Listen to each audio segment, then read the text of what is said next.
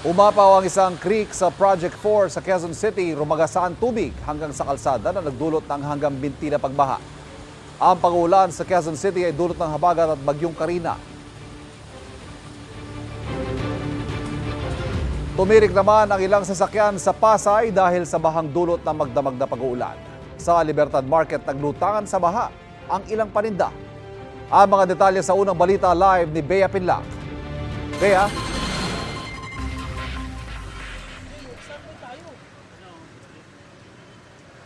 Ivan, biglang buhos ang malakas na ulan dito sa iba't ibang bahagi ng Metro Manila na nagsimula kanina pasado alas 3 ng madaling araw. Dito sa Pasay City, mabilis binaha ang ilang kalsada.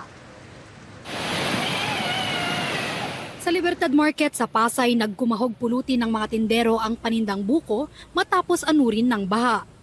Ang ilang nagtitinda inaabatan din ang kanilang paninda sa kasagsagan ng ulan.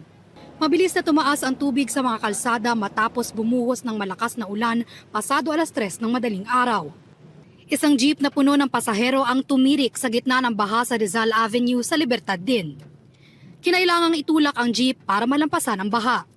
Sa bandang Cartimar sa sandaling oras, umabot hanggang tuhod ang baha. Gayunman sinuong ito ng mga gustong makatawid sa lugar.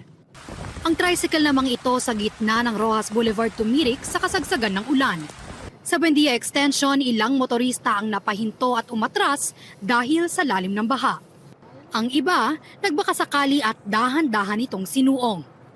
Sa Pasay Rotonda, tinawid na rin ng ilan ang baha na umabot hanggang tuhod.